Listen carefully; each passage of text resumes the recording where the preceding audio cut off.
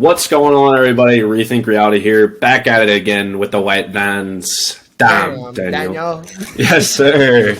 But yeah, we're back again, baby. I hope you guys enjoyed last podcast with old Beefstick. I mean, he dropped some good insight and knowledge. I was actually pretty impressed with the amount of depth he gave with his answers. I don't know about you. What did you think of his performance? Yeah, it was fun having that little, lump of meat on the freaking pod. He gives a lot of insight as far as the gym goes. I mean, me and Scotty been in the gym for a long time. We played sports, hit the gym, but he's the one out of our entire friend group who's like really taking it serious and wanting to elevate his next level. So, yeah, it was cool just having him on there. And if y'all like that, make sure to either send us an email, maybe just give us some thumbs up, give us some way of recognizing that you like stuff like that, because we have a lot of friends who have certain specialties, certain niches, and we look to bring them on for more pods. So if y'all like that, definitely let us know. Yeah, and that too. I mean, as far as I think we should plug our email and shit first, so people can maybe they don't make it all the way to the end. Email is rethinkrealityrm@aol.com. And if you just type us in on YouTube, Rethink Reality, TikTok, Rethink Reality, we'll probably be the first ones up there. So yeah, just hit us up over there. But this podcast is going to be an off the ripper. If you're a fan of the channel, you've been watching a little bit, we love these off the rips, and we're gonna try to bring that to you now. But I figured this podcast we'd talk a little bit about what you've been doing in terms of real estate. Because I told you to save this for we were on the phone yesterday. I told you to save it for the pod tonight. So we'll go ahead and kick it off with a little bit of real estate.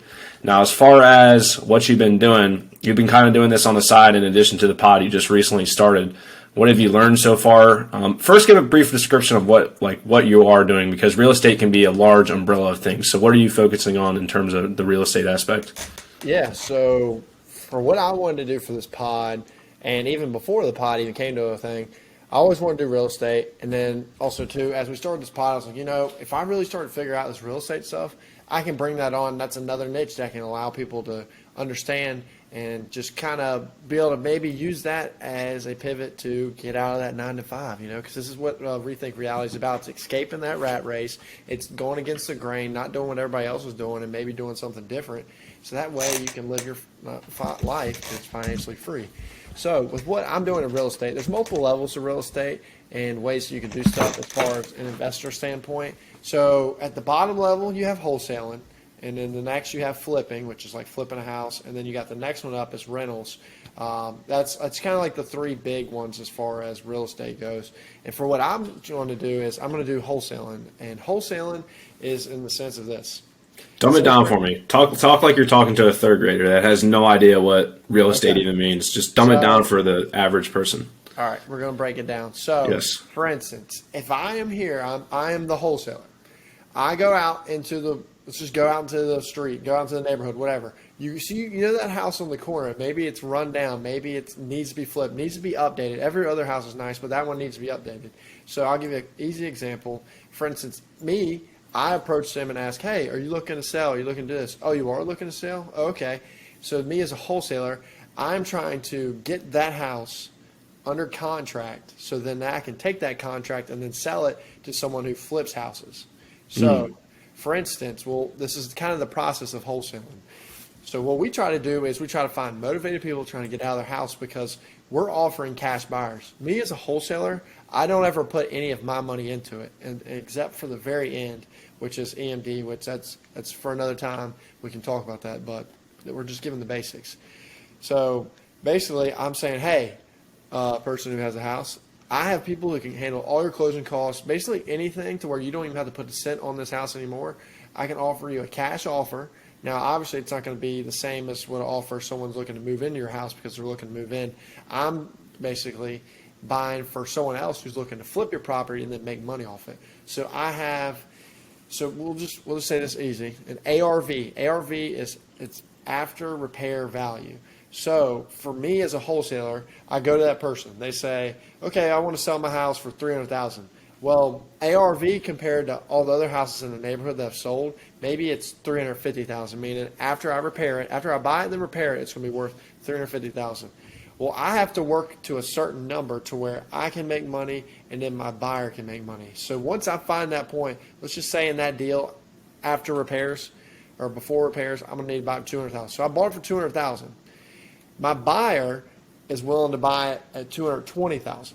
So where I make my money is I go and get that under contract. As soon as I get under contract, my cash buyer is waiting. And here in North Carolina, we use real estate attorneys. Other places might use a title company and other ways to get the title clean, because this is very important for figuring out exactly, is there like any liens against the house, maybe liens against you, mortgage, how far behind on it, just all kinds of stuff like that. So we make sure the title's clean. Once it's clean, basically, I bought it at that $200,000, and then that buyer, a cash buyer that I brought into the mix, bought it for $220,000. So I write up a contract that allows an assignment fee, and this is where I make money, because I'm assigning the contract that I just bought, put under contract, and then I'm basically sending it to the cash buyer for them to buy. So that $20,000 difference is where I make my money as a wholesaler. So okay. I don't ever own the asset. Oh, I mean, I own the asset for maybe a small part, but I don't ever make payments or nothing on it, because I'm selling it as soon as I get it. So you're getting the contract to the house, essentially? Yeah, basically all I'm doing is I'm just working to get to the paper. I'm not even touching the house. I'm not going to do anything to the house. The only thing I would maybe do is I would have a contractor come out during that process and give me an evaluation. And then that way, when I go to my cash buyer, like, hey, I have a contractor. This guy's willing to do it for X amount of money, and it still fits within your budget to where you can make money after the repairs are done, and then you put it back on the market to make money. So how are you getting these contracts? Is it like an auction you have to go to, or how does that work? You can do auctions, but so there's multiple ways of doing it. You can go door to door. You can knock on people's door and say, hey, I'm a local home buyer, and I'm curious if you're interested in selling your house. Now, you don't go to just any house. You go to more houses that need to be repaired, or maybe they're foreclosed. Maybe these houses you go down, they broke some kind of code as far as maybe the neighborhood or the just some kind of housing code to where someone had to come down, put a notice on their house, say, hey, like, this has got to be changed. If not, you're going to get in trouble. You want to find people who have initiation to leave, sell their house, anything like that. So where I come in is I either go direct to the seller, or I go in places like Zillow. You can find houses on there. Say, for instance, you go on Zillow, you're going to see houses that have been flipped. Then you're going to see those houses. It looks like a shit house, but it's on there. Those are the ones I'm targeting, because I'm looking for anything that I can flip. Now, I'm personally not flipping. I mean, my cash buyer can flip. So once I find that house, that's when I try to lock in that deal at a certain rate based on calculations that I've talked with my buyer on what they want to buy. So say, for instance, I just talked today with one of my buyers. They said that we buy 75% after ARV, meaning after you get the house and then you repair it and then it's worth $300,000, times that by 0.75, that's the number we want to buy it at, or that's the number we're buying homes at. So if I bought that house at 60% on the market, then that difference between the 60 and the 70%, that's all cash. That's what you're making? Yeah. Off that? Yeah. Okay. So I think I understand. So you're basically getting awarded a contract to buy the house, and then you're turning around and selling that contract to the contractor who's going to fix it up, who's going to flip it. So that way I don't have any liability in the sense of, say, if I buy it, then the market goes to hell. Well, it's not going to really go to hell, at least in that quick. So it's like a double flip kind of is what you're doing? Yeah, I'm basically just a middleman, because I'm getting houses that they could flip at a price that maybe, because a lot of these people who are trying to flip houses in these bigger companies, they're not cold calling a whole lot. Now, they got a lot of marketing to where they can say, hey, if you want to sell your house, whatever, but they're not going to be someone who's like me, who's like really getting after, like really hounding people, following up with agents. Trying to get the lowest price. To get that low price and negotiate. So those people that aren't like just going to their website and saying, hey, I want to sell my house, like, which is a majority of people who don't do that, I'm sitting here and I basically provide them the investment, but I got it at a certain rate and then they apply it at another rate. So that's how you make money. And it's really good, because no matter how the market is, even if it's awful, there's still going to be a reason for someone to sell, because it could be someone who's divorced. It could be someone like, for instance, our parents, where everyone's starting to empty nests and they want to downsize to a house. There's multiple reasons on why you want to go, and you can even do it during the worst times. Now, it doesn't make sense to sell your house just because most of everybody's interest rates are a lot lower than what you can get right now.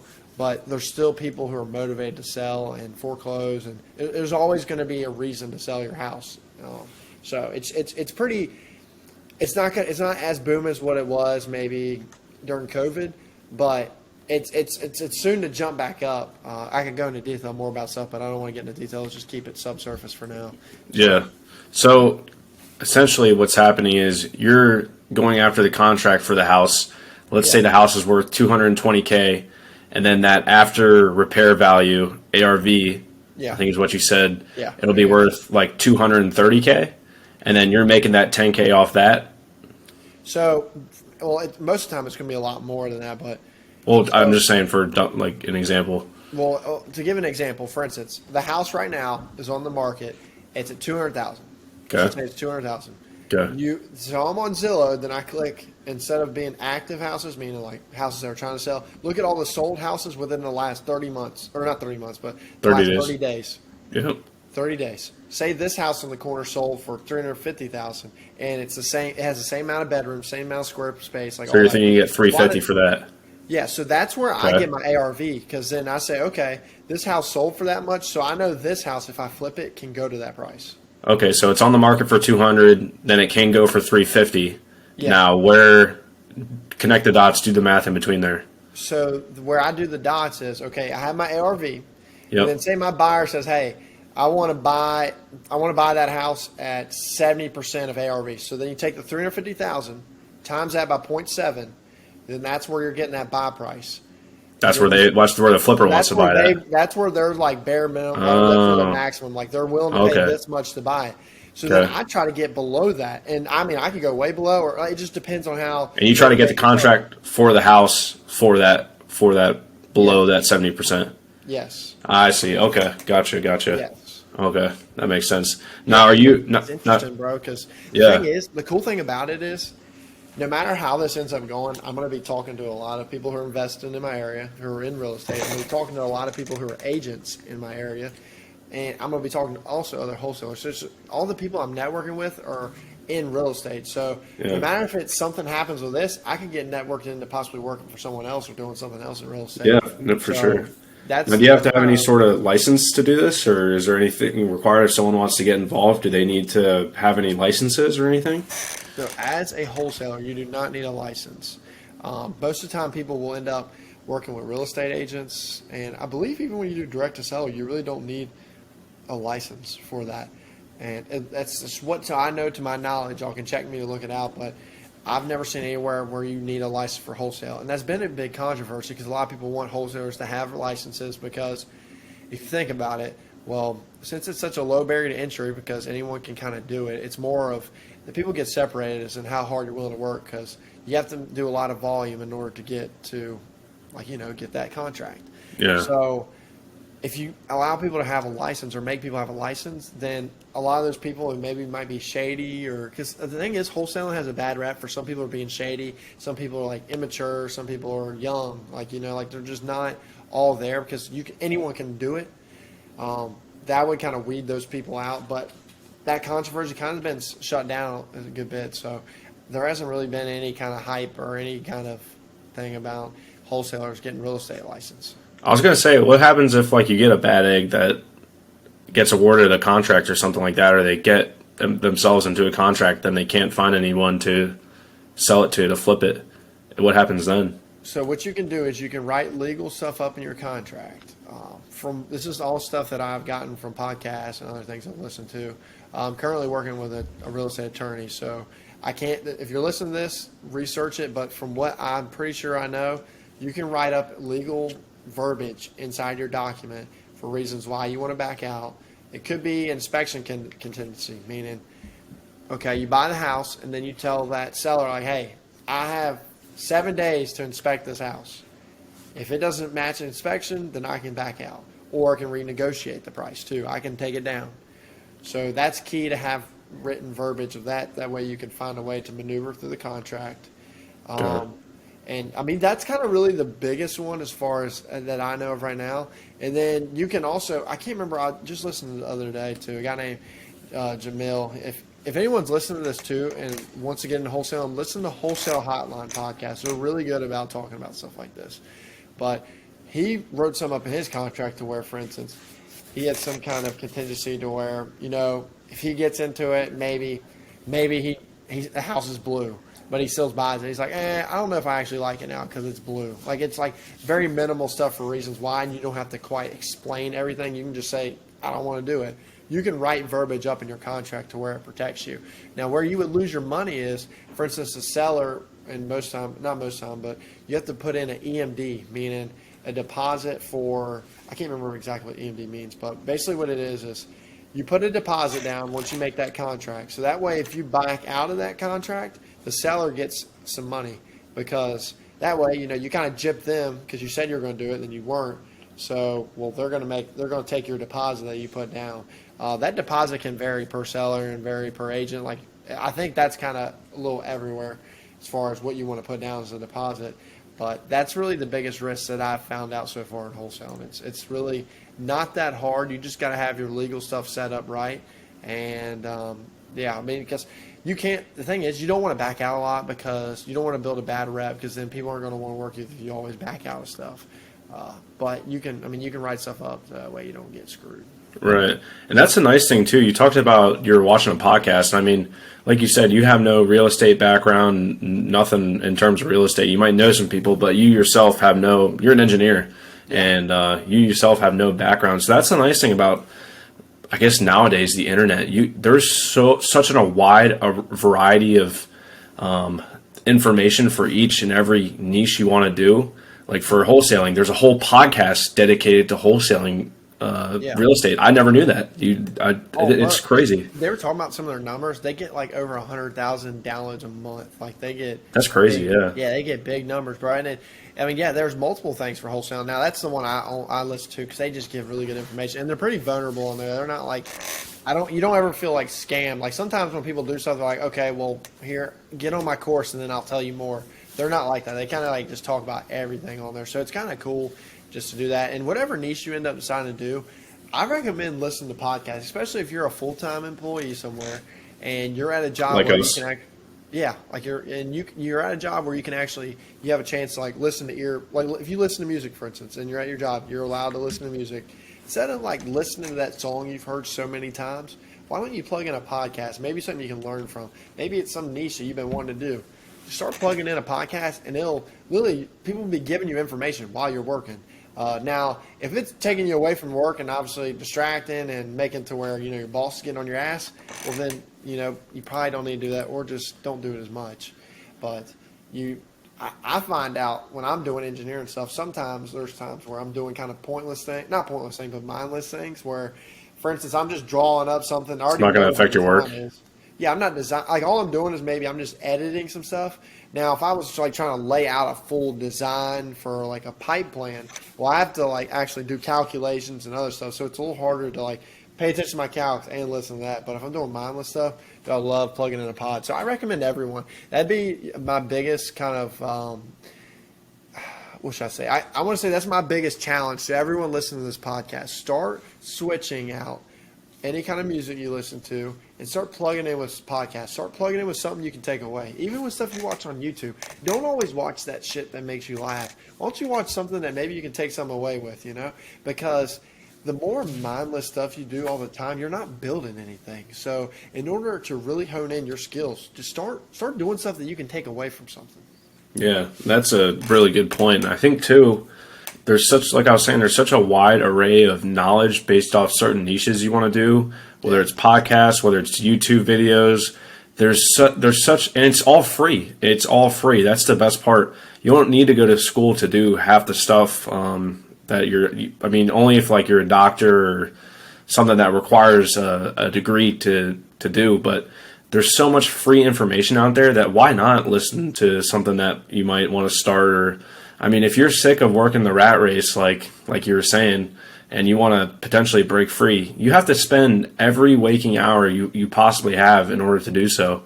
You can't, if you come home, play video games a little bit after work, and you want to get out of that rat race, that's not the right way to do it. You need to come home and dedicate yourself exactly to what you want to learn. And like you were saying, there's YouTube, there's podcasts, there's whole series dedicated to exactly what you want to do. And it's so important to do that. If you're going to sit there and complain that you hate your job and you want to get out of the rat race and, just another day, another dollar, go fuck yourself, because that's not it's like you're not doing anything about it, you know?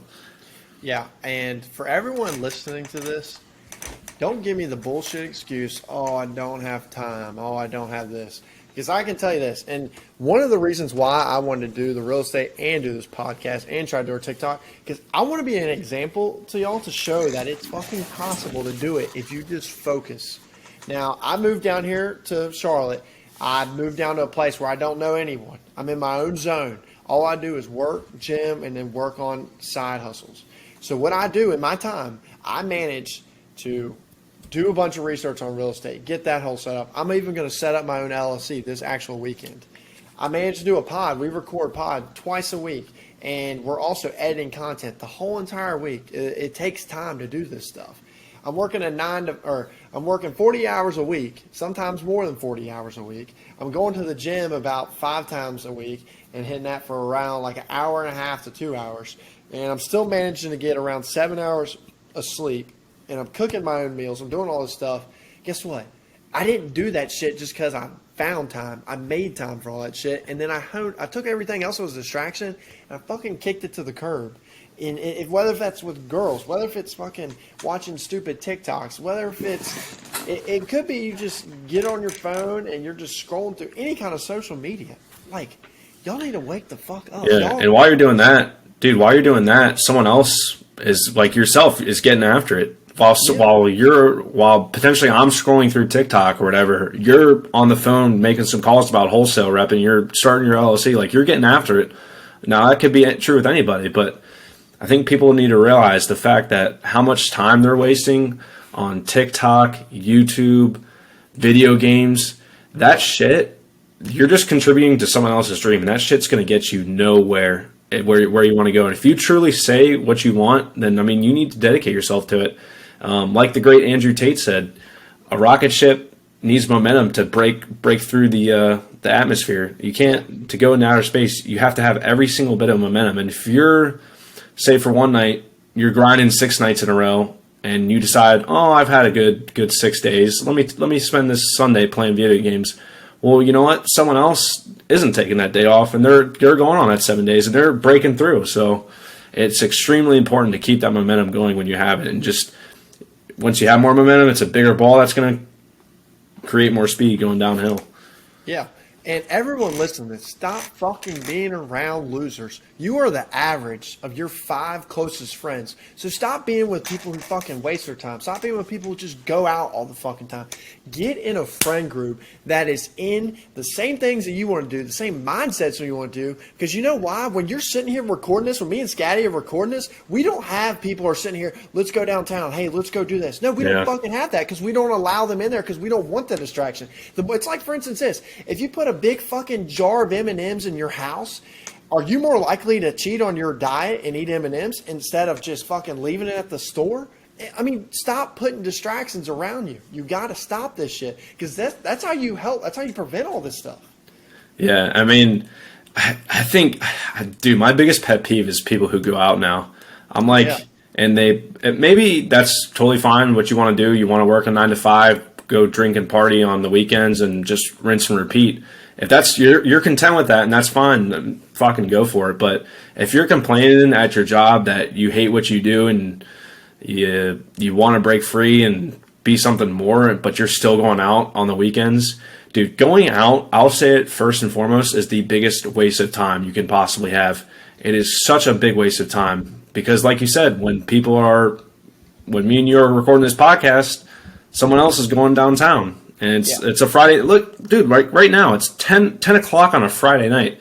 We're not over with the girl. A girl's not over here. We're not downtown drinking whatever, getting lit. I mean, dude, we're recording a podcast. We're getting better. So I think it's... Now, Scatty, when's the last time you went out? Fuck, probably... When did I go out? Probably Halloween, bro. It's been... Okay, it is currently March, if everyone's listening. And this is something I want to tell y'all. Now, Scatty and multiple of our friends are coming down to Charlotte for St. Patty's. But this is why. We fucking earned that shit. You know how long we've been doing this stuff and grinding and grinding and grinding? We don't just go out to go out. We set goals and then we say, hey, if we don't get these goals done, We can't have fun. So we've done all this shit. We've been sitting there. We've been pounding. So now we reward ourselves. Say, hey, we're going to have a fun weekend for St. Patty's. And yes, we are going to go out. But that's the key to your success is you need to work super hard to earn that free time. Stop just having free time for the fuck of it. Okay? Yeah. Yeah, you can't. Yeah, you got to earn that shit. And like you said, maybe we aren't exactly where we want to be with our goals right now, but I feel like you need to have that like same work-life balance kind of. And it's okay every once in a while to go out. I'm not saying you can't go out, but if you're not where you want to be, then you can't be going out every single weekend or every other weekend or once a month. I mean, you gotta cut all that shit out. And that's just a huge, because you go out, you won't wake up until 11 o'clock the next morning hungover, and your whole day's just ruined. I mean, shit.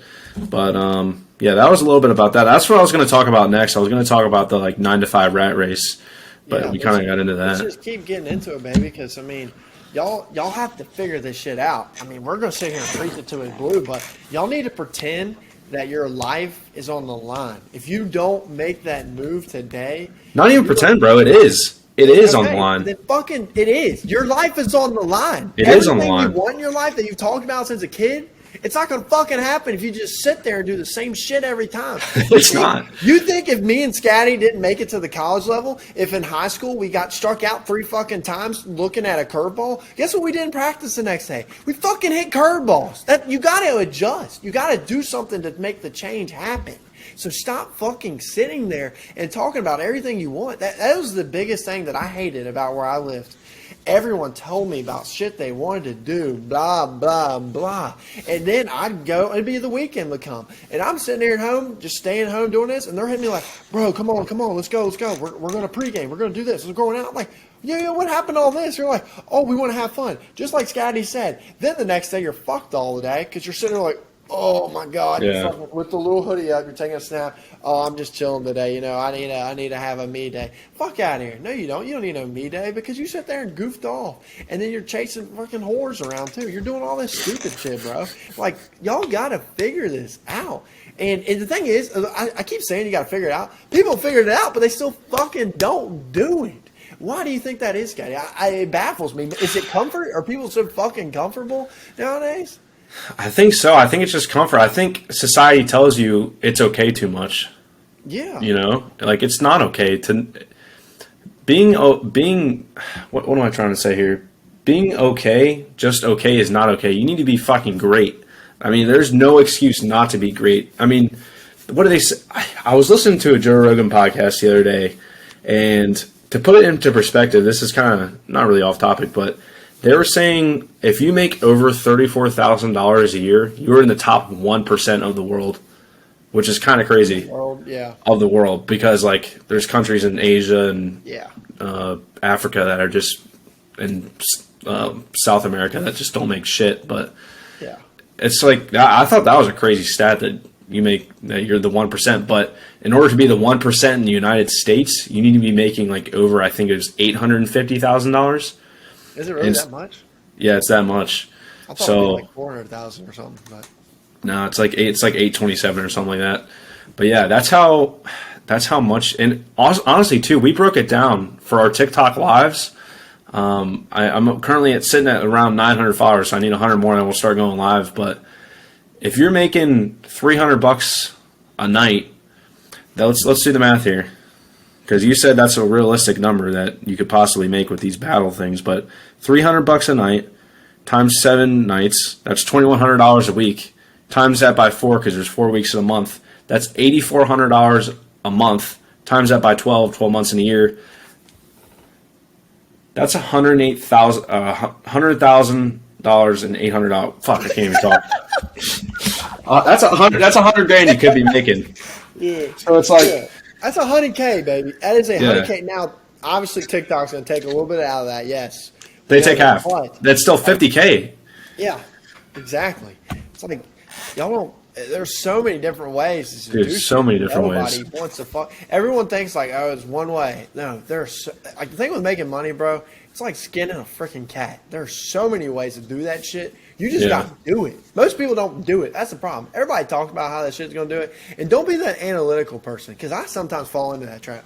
Stop sitting there trying to figure out, okay, I need to understand completely everything. I need to figure out, well, what if this happens? I can do this. What if this happens? I can do this.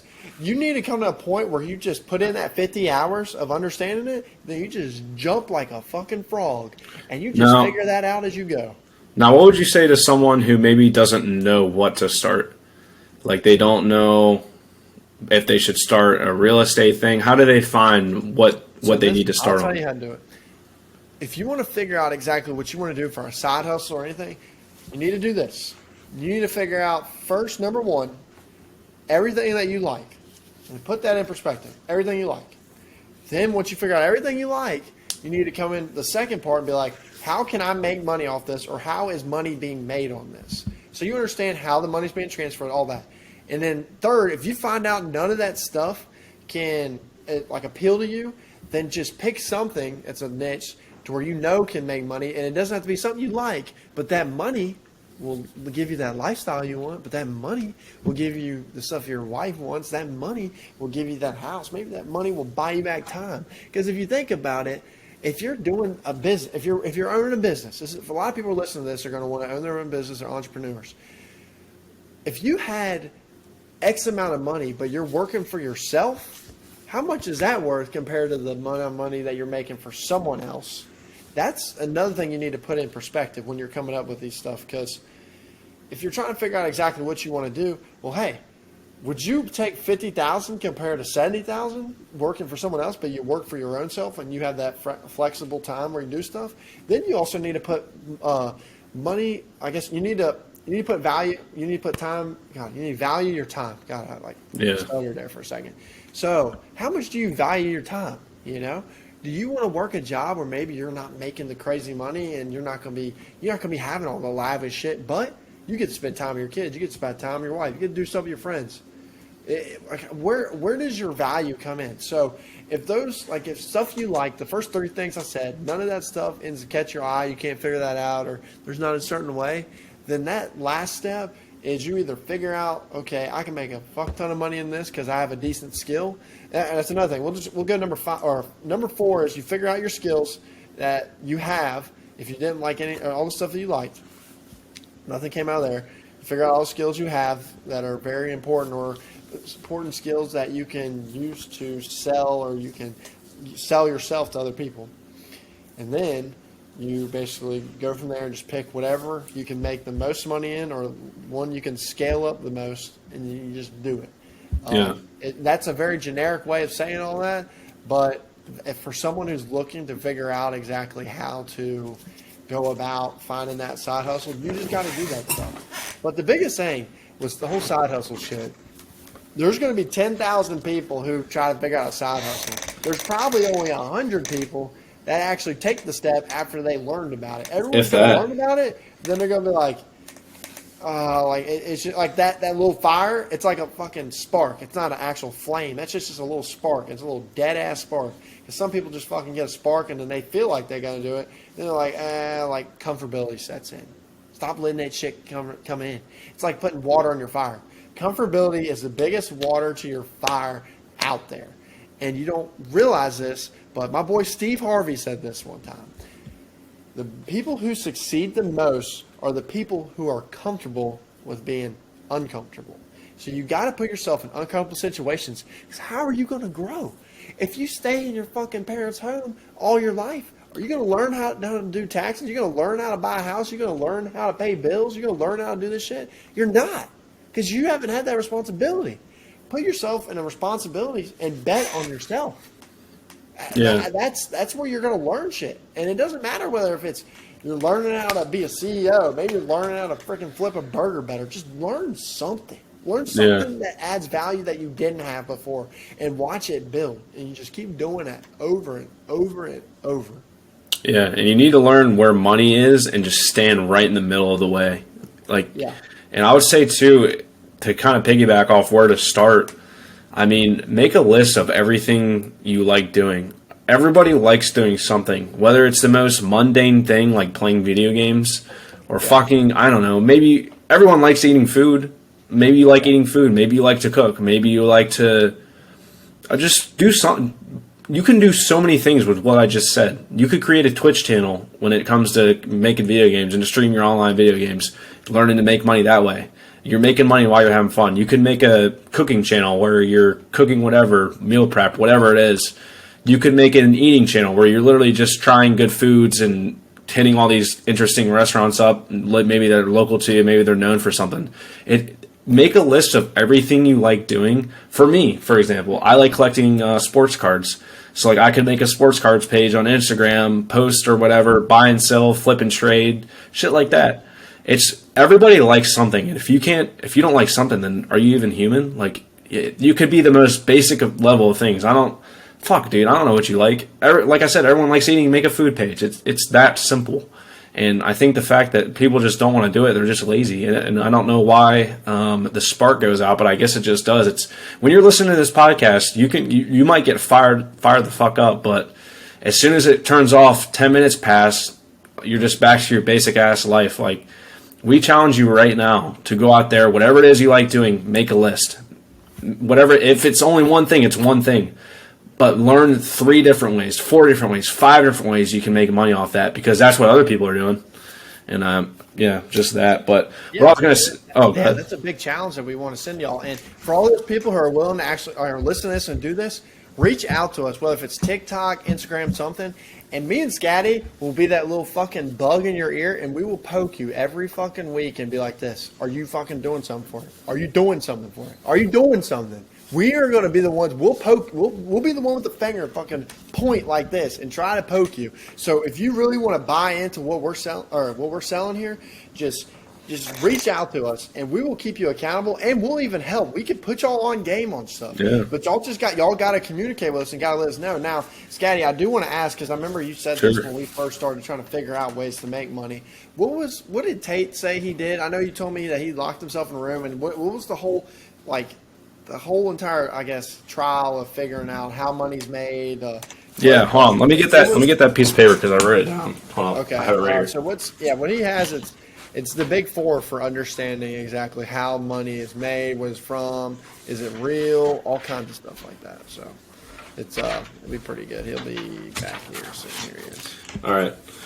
Lover hate Tate. He's got some good insight in terms of making money, and him and his brother do. But essentially, what he told his brother was he was so sick of not making anything, kind of, I guess, working distant, mundane jobs. He used to be a kickboxer, but one quick story before that, which I'm sure if you've ever heard of Tate, I'm sure you've heard this story before, but they said they were so broke during their 19, 20, 21 years old to get enough. They didn't have enough money to buy protein from the store.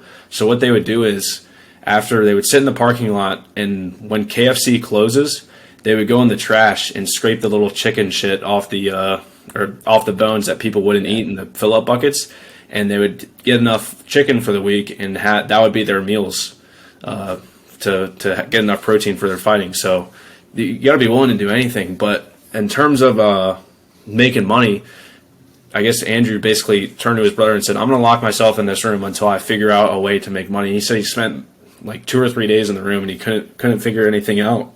So he decided to start with what is money and where does money come from?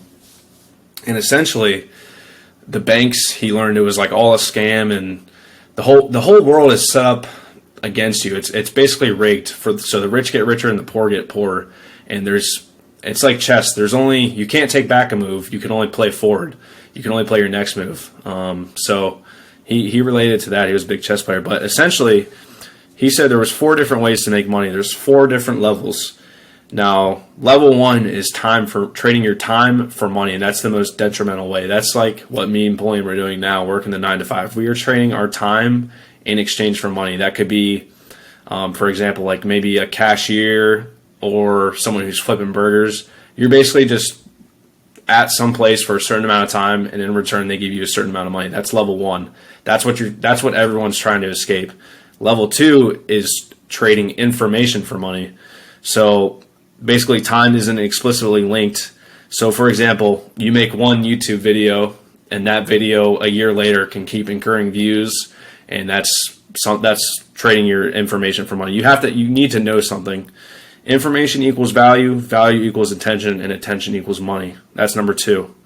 Number 3 is providing a product or service. That's the next level. So whether you create a product, revolutionary thing that you can trade for money, that's one thing. That's basically what businesses do. Whether you create like a restaurant, coffee shop, whatever, that's what businesses do. And then number 4 is putting something to work for money. So that's like CEO level. That's having employees under you. Having someone that can do something that you can't, that makes more sense for you to pay them to do, and that's putting them to work. So right now, what me and Pulliam are trying to do is trading information for money with this podcast. So essentially, we just gave you like a whole rundown on real estate, what that's all about. We're trying to trade information in exchange for your support, your money, your views, anything like that. And eventually, we want to roll out a clothing line and shit we can do with that. But that's, again, that would be providing a product or service for money. Yeah. So, yeah, it's like the 4 ways. So take that for what it is. But that was super helpful listening to that video. I definitely recommend it. Yeah. Yeah, I mean, if y'all are trying to understand like how, and the biggest takeaway that you told me is that money's not real. Yeah, money is not real. Yeah, and explain that to the people. Yeah, let me try to remember what it was. I think what happens, dude, I could be so wrong explaining this, but I think what happens is banks or the government creates money through loans, and these loans are for like houses people buy or shit like that, and they create the money. Money itself, like the numbers, the electronic money, the numbers in your bank account, not cold hard cash. That's fucking infinite in terms of relative to our economy. That they just keep creating and creating and creating and creating. But what's finite is that cold hard cash, and they just create even more, even more, even more. So when you take out a loan or whatever, that creates more and more money, and they just keep creating and creating and creating. So that's why money really isn't real, because they just keep creating off these loans that people are taking out. Yeah, so go down to your bank right now. Ask to withdraw $50,000 if you have it in there. First, they're going to be like, why the hell you want to do it? Second of all, they're probably going to be like, I don't know if we can even do that because we might not even have that much in there. These banks don't have everyone's money in that bank. They're putting that everywhere. It's getting spread everywhere. So this whole thing about the concept of money, to be honest, money is a language. It's really not about like, okay, I have $1, I'm going to go spend it. No, it's a way of speaking volumes on what is worth this and what is worth this. Whether a toothpaste is worth this and then a toothbrush is worth more, maybe, and it's this. It's a way of basically saying, hey, this has value, this doesn't have as much value, because we decide this as consumers and people who also sell stuff and whatever, how the market goes. Money is a language, and I agree. I thought that was kind of a cool concept to understand. Yeah, it's not. Money's kind of fake. I didn't do a good job of it, but if you want to learn more, there's a TED Talk on money being real. But essentially, money isn't real until you take it out of the bank and have it physically in your hand. Yeah. Like you said, people do like wire transfers and shit like that. That's all just. It's all just kind of fake money. It's not. It's real money in a sense, but it's all electronic. It's all in your bank account. It's not really real. Yeah, you're not pulling that out. You're letting that float around in there, and then it's going to eventually be moved. You're keeping it in there. You're not withdrawing this amount of money. Even if you end up quitting your business and everything, you're not going to sit there and like, I want $50,000 cash, I'm pulling it out. No, you're going to leave it in there, because then you got a card that's tied to that bank where you charge stuff on it, and then it takes it out of your account. And that money's not like, there's no physical exchange. It's just a card that's saying, hey, I have this much in my bank. Now it gets taken out here. Now, whether if you say that's money or not, that's not hard money. That's not like cash. Like, for instance, I don't have my wallet on me, but it's not $1. That is a certain amount that's in a bank saying that you have this much. They don't have that at the bank, but it says that you had this much there, and it's getting charged and sent and just floats throughout the economy. Yeah, and what these banks do is they give people loans, and that's how they have an excuse to create more and more money. So that's I mean, you think about it, they're definitely giving a loan out a day, and it's probably over 50,000 and multiple fucking thousands of people are probably getting loans. So that's just creating more and more money that's entering in our system, and they don't have $8 trillion in cold hard cash. It's not really real until you take it out. So yeah, that was definitely an interesting tidbit. I butchered that example, but if you want to learn more, just type in TED Talk how money works. Yeah, it's pretty good. I think another funny thing to think about is I heard this come out of someone's mouth. I can't remember exactly, but they say banks created homes. They're the ones who created homes, so that way that they could have business. I always thought that's kind of funny because if you think about it, that's how banks thrive. Like you're talking about a loan. You got to take a loan. No one's paying a house out of pocket. Nobody's paying to do that. I'm here in real estate. Nobody's paying out of pocket saying, here, I'm going to buy this home. I'm going to live in it. Here's all the cash for it. It doesn't even make sense to do that as far as a financial standpoint. So it's the banks are there because, I mean, they have all these assets around them, and then they're funding people to do it because no one's bringing out cash because cash is not a thing really anymore. Yeah.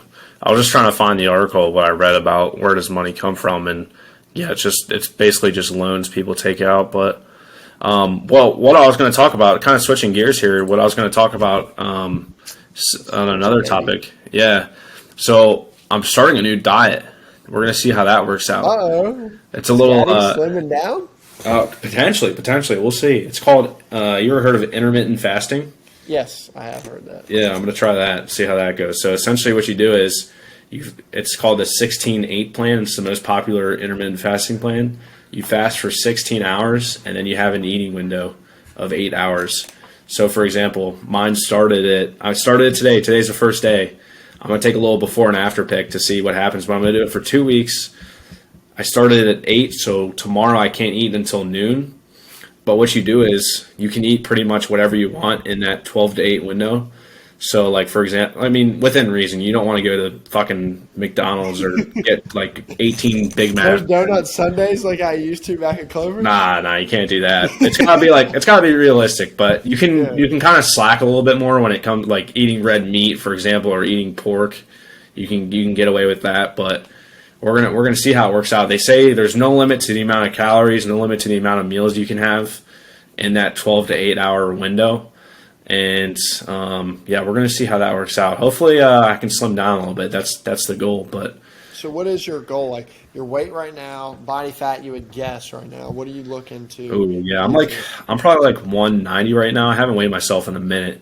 I should probably do that before I start this. But I think I'm like around 190. I'm trying to get to around like, not even like lose a little bit. I just want to lose that little bit of stubborn lower belly fat. So probably get around like 184-ish, 183 would be. That's nothing crazy. I just want to lose a couple pounds here and there. But so, unfortunately, everyone who's listening to this, and Scatty knows this too, when trying to lose that stubborn belly fat, fortunately, that is like the last part of your body where you lose it. You're going to lose it in your arms and your shoulders. Face first. Or is it your face? Yeah, I think it's your face first. I think it works down. I always lose mine in my arms and shoulders first. But, really? But it could be your face, and then face, arms, shoulders, your legs, and then I guess maybe the glutes and the chest. But really, that stomach area is the last part that you're going to do it. I wonder why is that? I think it's just the way your body works as far as where they pull fat from and where they're burning it. I think that's what I've heard. Now, this would be something we could have asked Beef, but I believe when I used to actually like really try to read it, because I used to be so mad, like, I'm losing everywhere. I just can't get in my fucking stomach. And that's the reason. It has nothing to do with how many abs you do or ab workouts. That's a big thing. Yeah, it has nothing to do with like how long you're doing cardio, whatever. It's the fact is that's where where you're losing fat. It's the process of going through it. And how you get to that point is you got to be on that diet for like 3 months or so. You got to like stay consistent. So that way, as your body starts to take it from everywhere, then it eventually goes to your stomach, that last half, and then that's where it comes off. So with the whole thing, with the whole stomach fat, and people, I don't know, I think it's bullshit that people do the little like sweat wraps around their stomach. And all that. Because the thing is, if you think about that, okay, maybe you're sweating more around your stomach. It's like when you get in a sauna. You're not going to get ripped up if you go to a sauna every day. And because if you're drinking a lot of water, you're putting that water right back in your body just as you sweated it out. Yeah, I like the song. I like hitting it, but yeah, I'm gonna give that diet a try.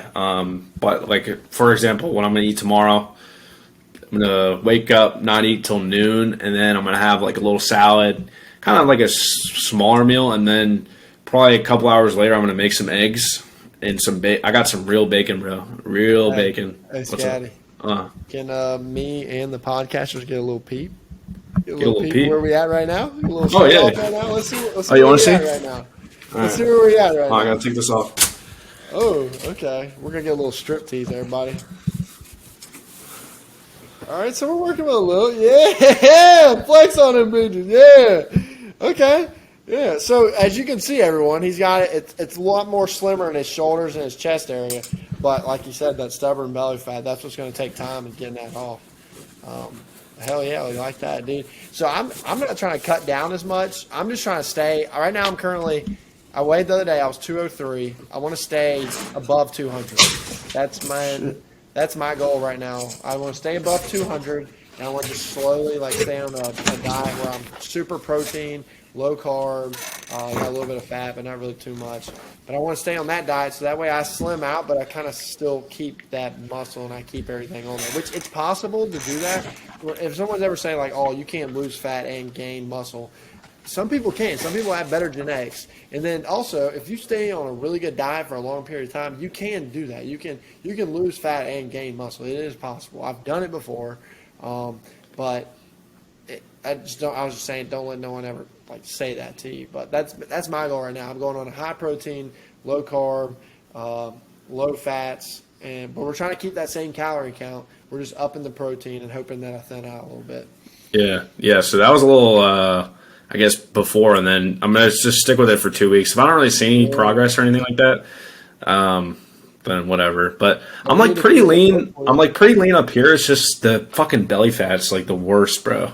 Yeah, that's what I was saying to them, because I was telling everyone when they were looking, it's just your shoulders, your chest, all that. It's defined, and it's pretty defined right now because me and you are both Casper. We're pretty white. So when we get that tan going, your tan always shows your body off so much better. So when you're pasty, bro, you don't see shit. That's why I used to be so impressed with Bales, because he's pale, but dude, he's still albino. I'm like, bro, if you were tan, dog, you would look 10 times. Yeah. So. Yeah, I mean that like we just saw there. I mean it's more thinned out up here, but it takes time to get that other stuff going. Takes time down there, yeah. So we'll see how it does. I don't know. This is my first time ever doing something like this, so we'll see how it does. But it's kind of weird to me that you can pretty much, you're not really limited to what you're not supposed to eat. You can pretty much. I did my research. From everything I've seen, you can pretty much eat whatever. Really? So we're gonna see. So for example, tomorrow I'm gonna make a steak. I got some potatoes I'm going to cut up, eat that. So I haven't I kind of want to come over. Dude, I've been having fucking chicken and rice pretty much every day. Only on Fridays or Saturdays I'll splurge and get Chipotle or something like that. But pretty much every day it's chicken and rice, salads for lunch, and oatmeal for breakfast. So I've been pretty much sticking to that for fucking probably the last 2-3 years. Right now I'm probably getting around 2,000. Not enough. Just 2,000? Damn, really? Yeah, well, I have the oatmeal, that little yogurt parfait. Then for lunch, I just have a salad, a protein bar, a Cliff Bar, and what else? And some sort of fruit. That's probably all on 600 calories or so, 700 calories. And then breakfast is probably around 3-4 maybe. And then dinner's probably makes up the last 1,000. I don't really have any snacks or anything like that. So maybe not even 1,000. Maybe I'm getting less than 2,000. I don't know, but maybe I'll start to bulk up a little bit. Yeah, I want to get more defined. I don't want to be. I'd be fine with putting on size. If you stay at your calorie count, you will get more defined because you're in a calorie deficit. Deficit right there. Yeah, definitely. I want to get more defined, but I wouldn't be opposed to bulking up. So I'm curious to see. And if you think about it too, this whole intermittent fasting thing, that's what our ancestors used to do, because they would have to wait. I'm talking not ancestors like your fucking grandfather. I'm talking about the fucking Neanderthals back in the day. You look back in the day, they didn't have cancer back then. They didn't have diabetes back then. They didn't have heart disease back then. It's all this processed sugar people are eating, all this bullshit they're putting in their mouths. That's just not natural. So when you intermittent fast, I mean, a lot of times back then, they would fucking not eat for 24 to 48 hours to 3 days because they couldn't kill anything for 3 days or whatever it was. So they would fast for I mean, not purposely, but they wouldn't eat for that long because they didn't have anything to eat. And you look back then, like I said, they didn't have cancer, they didn't have heart disease, they didn't have diabetes, and no one was fat. Everyone was pretty much skinny because they fasted for that reason. So I think if they can go 24 hours without food, I can go 16. So yeah, bro, you want to know an interesting fact? Oh yeah. So talking about processing stuff, they say that on average for a week, if you're eating everything processed, you're eating almost equivalent to a credit card worth of plastic. Yeah. What? You know that? You never heard of that? No. Yeah, look it up. If it's about every Is that week. legit? Yes, it is. I've heard that before, and I went to look it up to make sure. Oh shoot, never mind. It was put out by CNN. Maybe I need to double check this. Oh shit! Hey, I need to check this, but no, I mean I've heard that before. I've heard. I thought it was like 2 weeks or so, but yeah. I mean that's saying there's so much plastic and shit. Now it's like super tiny pieces, but there's so much in it that it's built up and it's close to a size of a credit card. They say it's like 5 grams of plastic. Damn, that's wild. I did not know that. Yeah, dude, the amount of bullshit we consume nowadays. I saw a video on fucking TikTok, of course. It might be total bullshit, but I saw a video that this guy, this American guy, went to Italy for 2 weeks, and he said he never felt better in his entire life because all he had was food, like natural food that was made there.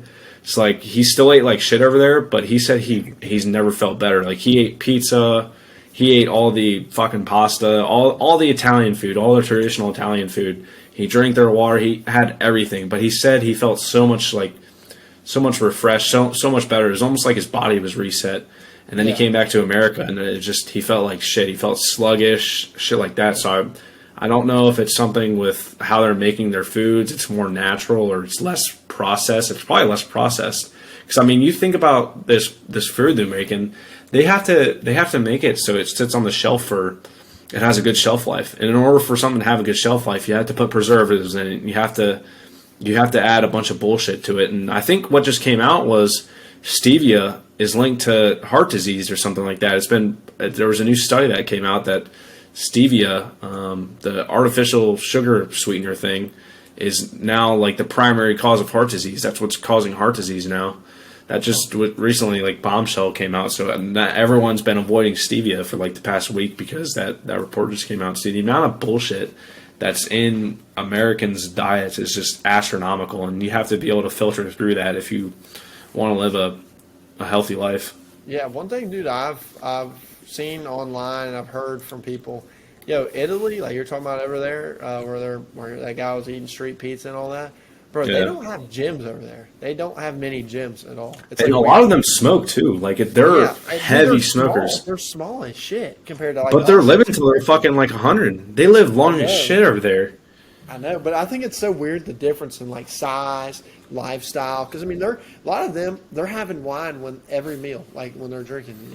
It's not like they're someone who's drinking water. Like they have wine consistently a lot, but yet you see people living a lot longer over there. I don't know. It's interesting.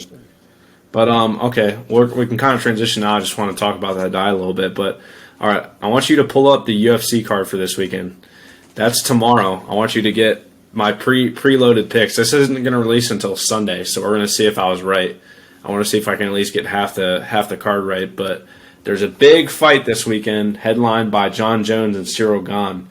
Big clash of lightweights. I'm going to talk about it when Pulliam pulls up here. But essentially what's going to happen is I'm going to go through the entire card, fight to fight, and I'm going to give you my picks. I'm going to let you. We're going to at the end of on Wednesday, we'll talk about how many I got right and if maybe I got the method right, like knockout or decision or shit like that. So you got to pull it up by chance.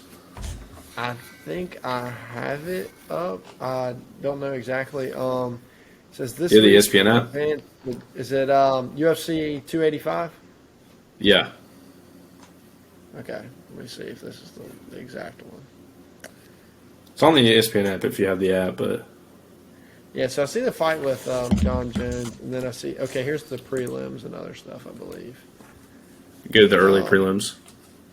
What is So I see the main title and then all this. So I guess we'll talk a little bit about. So do you want to go like early prelims too? Yeah, start with the very first one you see. It should be Dude, I'm going to butcher these names, so this is going to be interesting. We got Esteban versus, dude, it's Loik. What's his name? Oh, I'm going to pull it up myself. Yeah, we might need you. We might need you to do this because, dude, I'm going to butcher. Oh, Rethink versus Loik. Yeah, I don't know much about this fight, to be honest. Loik Rajabov, he's making his UFC debut. He's the first fighter from Tajikistan, so I think he's a minus like 240 favorite, I want to say. Let me just pull it up here. Rajabov, he's a minus 240 betting favorite, so I think he's going to win. I think he handles him easily. And then, I don't know. I can talk about more about other fights, but let's move on to the next one. What's the next one here? I believe Damon versus Farid. Basharat. Yeah, dude, Basharat's a fucking killer. Blackshear's all right. Dude, I watched the weigh-ins yesterday. Blackshear looked so fucking skinny on the scale. Actually, the weigh-ins were today, Friday. But give me Basharat. That's an easy one. He's also 9-0, undefeated. There's a lot of undefeated guys going into the card this weekend. So give me Basharat. Okay, and then we got Jessica versus Tabitha. Jessica Penne. Dude, I think Penne pulls out the upset here. This is one of my underdogs I think is going to win. She's a plus 240 favorite against Tabitha Ricci. I don't really know much about either, to be honest. But I think Penne pulls off the upset. And also, too, when you're picking UFC fights, what I've learned is there's always an upset. This is fighting. Anything can happen. And all it takes is one little head kick, one little punch, and fucking someone's knocked out. No, I mean, you could be a minus 1,500 favorite and still lose. All it takes is one. So I have a couple of lineups for DraftKings Fantasy this week. So she's in a couple of them. So I really hope she wins. I hope she doesn't bust my shit. If not, we're going to DM you, Jessica. We're going to blow your shit up and be like, what the fuck? You lost this X amount of money. So then the next one, we got Martinez versus Cameron. Simon's a huge betting favorite. I was watching a couple of his. He's also making his UFC debut. I was watching a couple of his fights, like his amateur fights and pro fights. Bro, dude is a straight killer. I mean, he's knocking dudes out furiously, like fucking assassin. So I have him in a bunch of lineups for my DraftKings thing. I think he gets it done easily. Manny Martinez, I don't know much about him, but like I said, I studied a little bit of Cameron Simon, and there's a lot of good South African fighters coming out of there. Dricus du Plessis is also on this card. We'll talk about him in a little bit, but Simon, I think handles Martinez easily. Yeah, and then you got my boy Gary versus Song Kanyan, I believe. Song Kenan. Did I pronounce that right? Sure. Dude, Ian Gary thinks he's the next Conor McGregor. I actually think he might lose this one. I don't. Really? Kenan hasn't fought in 3 years, so he might have a little bit of ring rust. It's hard for me to say. I'll say I think Ian Gary's going to win, but don't be surprised if Kenan pulls off an upset. So my official pick is going to be Gary, but like I said, don't be surprised if Song Kenan pulls off a little maybe unanimous decision or split decision. I mean, that would be kind of crazy because he's plus 475 right now. So I mean, that's a lot of money. So that's an interesting take. And then I guess we'll go into the actual prelims. So the prelims first going to start off with Marquez versus Mark Andre. Is that his name, Mark Andre? Yeah, Mark Andre Barriol. Yeah, I was watching Marquez's last fight, and the dude just got wrestle fucked the entire time, and he's a Brazilian jiu-jitsu black belt, so I'm not sure what the deal is with that. And Barriol's a stand-up guy, so it'll be interesting to see if he can defend the takedown. I think if you're Marquez, I think the line's pretty even. Marquez is a slight underdog. But yeah, it'll be interesting to see if Barriol can survive the ground game from Marquez. I think he wins the stand-up. I think Yeah, but that'll be a good fight. I have Marquez in a couple lineups, so I'm hoping he wins. But official pick, I'm gonna go with Marquez. Okay, that'd be good. I mean, these are plus people. Scotty's giving y'all some pluses, so do a little parlay with Marquez, maybe some Song Kenyan, and then Jessica. I mean, that'd be a juicy little thing right there. Paying rent that week. Yeah. So. Now we got Vivian versus Amanda. I think it's funny. They're both Brazilian. You got the Vivian, a little bit, spicy name, and then you just got Amanda.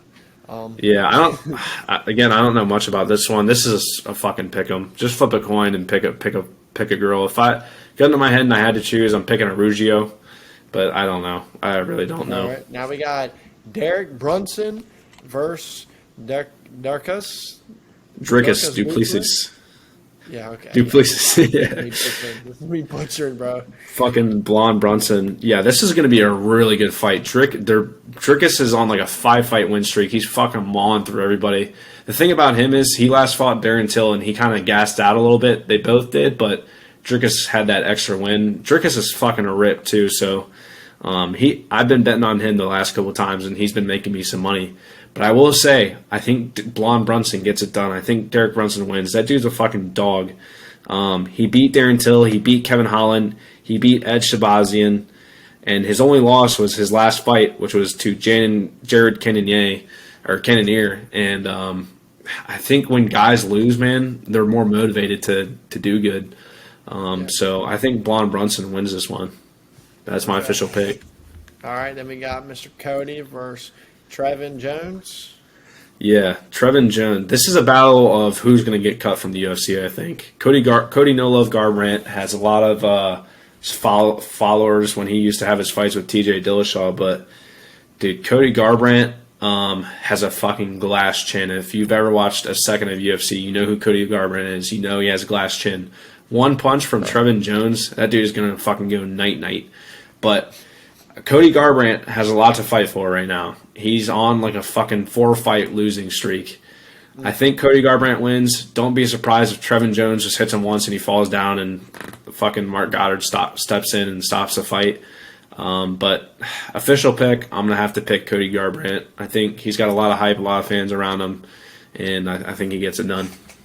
All right. Well, then the next one, bro, this is the biggest favorite in all the line right now. I mean, this is kind of insane. How did these two get paired together? It's funny, he's only 3-0, but the lines right now is minus 600. This is my boy Bo versus Jamie Pickett. No. Why is Bo so high? It minus 1,600, I believe. Yeah, I think you said 600. Oh, sorry, 1,600. My bad. Yeah, but Bo Nickel, he is probably next to Paddy Pimblett. He is probably has the most hype around him right now in the UFC. That's because he used to wrestle for Penn State, and he's won 3 state championships the past 3 years with them. And he just graduated from there. He's like fucking our age, and he's making his UFC debut against a guy who doesn't wrestle. He's really only a striker, and in 3 professional fights that Bo Nickel has had, he's won every single fight in the first round.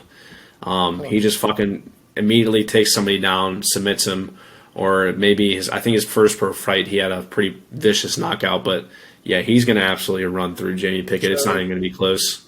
Is this a part of the main card just because I guess of Bo Nickel? Is that what brought it in? Because I guess a lot. Maybe he doesn't.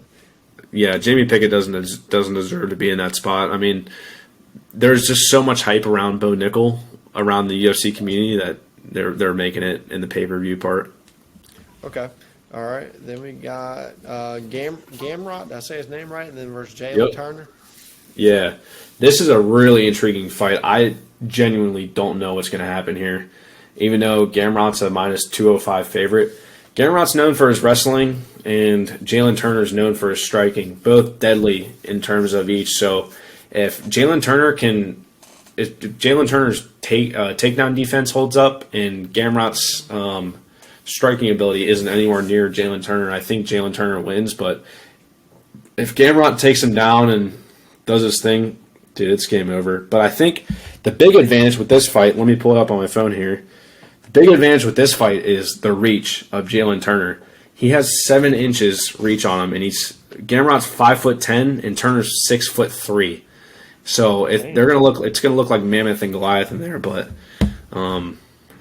it'll be that. I genuinely don't know that fight.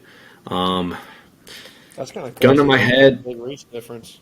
Yeah, gun to my head. I think I'm picking Jalen Turner. But I mean, dude, it could. I'm very intrigued to see that fight. That'll go either way. He's pretty strong. He's got a 21-2 record too. I mean, he's put in some work. So. He's really good though. He's really good, but it's just the reach could play such a huge factor. It's going to be the case if Gamrot can take down Jalen Turner, it's going to be over.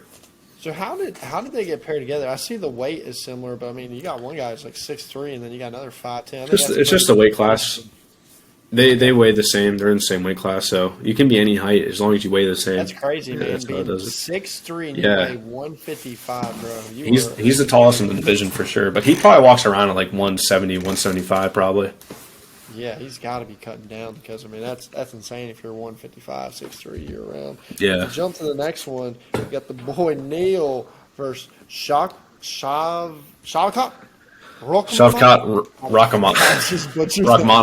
Rakhmonov. I fucking not good. Yeah. It's a big favorite here. We got a 550 favorite for Shavkat. Yeah, you got it. Rakhmonov, yeah. So that's going to be kind of the same story with the one we just talked about. If Rakhmonov, he gets comparisons to Khamzat Chimaev, and Rakhmonov's a little more surgical than say Khamzat is. So he can box. He does a lot of that Dagestani wrestling shit. So and also too, important note to make, Jeff Neal missed weight, so I'd be curious to see on Saturday night how that plays a role in Rakhmonov doesn't take him down because of that missed weight. That'll be very interesting to see. But he only missed by 4 pounds, but in the UFC world, that's a lot. Yeah, that sounds like a lot. I thought you were going to say like a pound or something. That's a good bit. He was 175, and you're supposed to be max 171. Huh. So, yeah. But I think Rakhmonov still wins. He's going to take him down and probably submit him, more than likely. So what is the max amount of weight if you miss it to where they don't accept it? Is that basically up to him if he wants to accept the fight? Yeah, it's up to him. You could miss it by a pound, and they'll go to the person they're fighting and be like, do you still want to fight this guy? And more than likely they'll say yes. But if it's something fucking crazy like 10 pounds or something, they'll probably say no. But so what happens when they say no? Do they still make their money, or like they usually have backups? So he'd probably fight somebody else, or maybe if they didn't have a backup for that fight, they would just basically cancel it and just move on to the next one. Okay.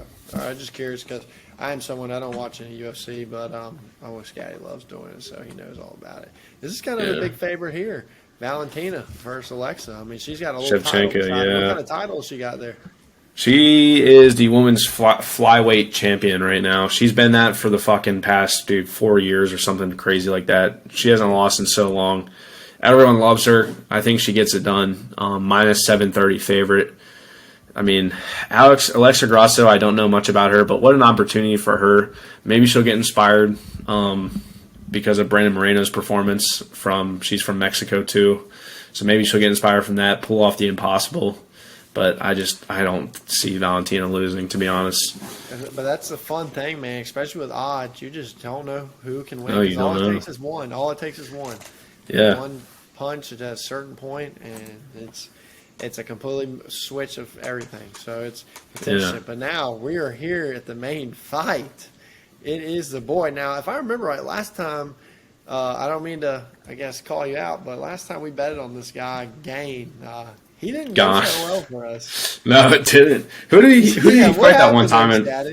Who did he fight that one time when we were betting on it? I don't know. Oh, was it Derek Lewis? Maybe I can't remember his name, but or was it Francis? It was Francis Ngannou. It was Francis Ngannou. So a little backup story, just for everyone to know. At the time, me, Scatty, and a couple other guys who lived at this apartment. Well, we had these really nice speakers, and these sorority girls wanted it because they wanted it for a party. So we basically rented it out to them, And when we rented it out to him, we were like, yo, let's just, whatever money we charge him, let's just put it into a really big parlay. So we got our money, we put it into a parlay, and Scatty, like the whole week, he's like, bro, this is the lock. We got to add this. This is the lock. I'm like, okay, we'll add it. Now, I believe before it even happened, I think it was Devontae Adams. He didn't score a touchdown or something. It was like, I remember him not scoring was one of the reasons why we didn't get it. But that one did not go. I know I was hyping it up a lot. Yeah, I was hyping up Cyril Gane a lot. But in terms of this fight, this is going to be very, very interesting.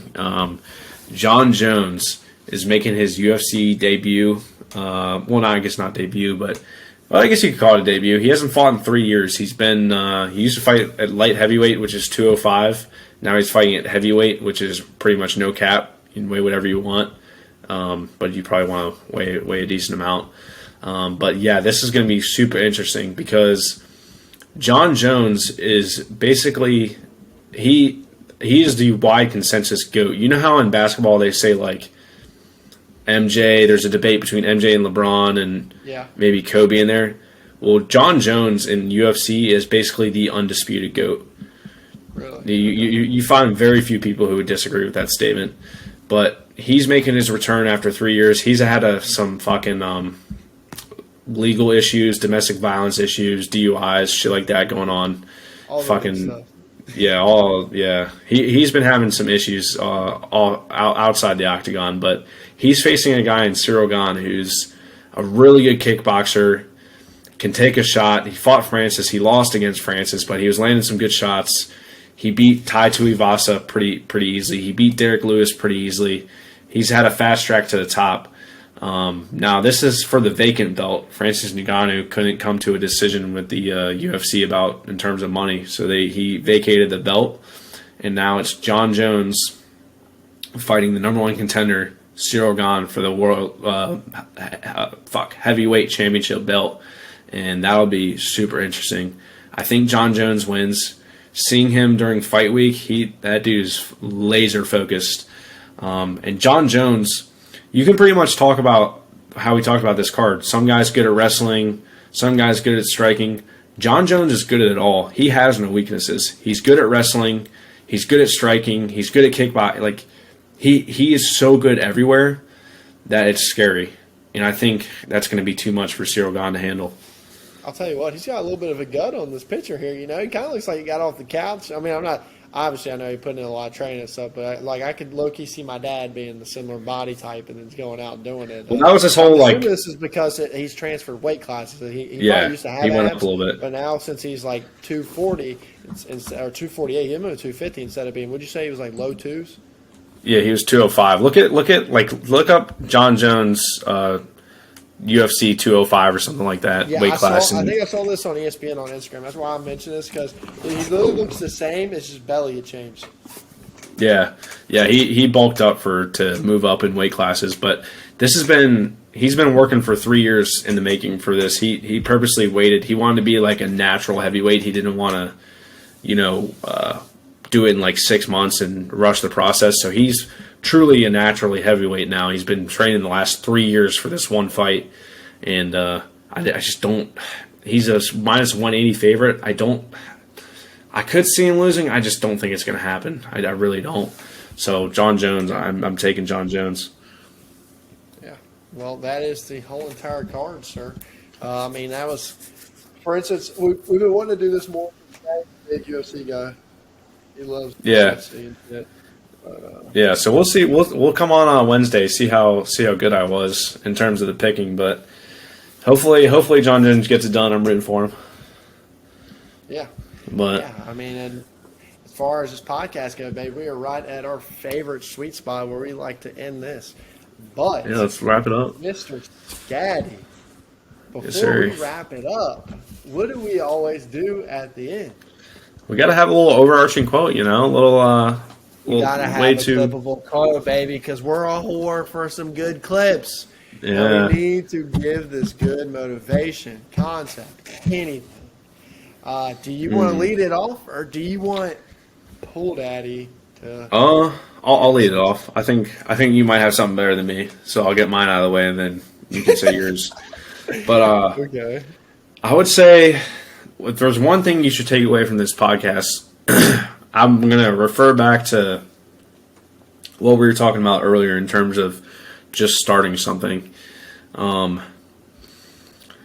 think the fear of failure gets in a lot of people's ways in terms of whether it's not you want to start a business, start a YouTube channel, or maybe it's the fear of getting made fun of because you want to start something. Maybe you're in high school and you want to start a YouTube channel and you're afraid your classmates are going to make fun of you.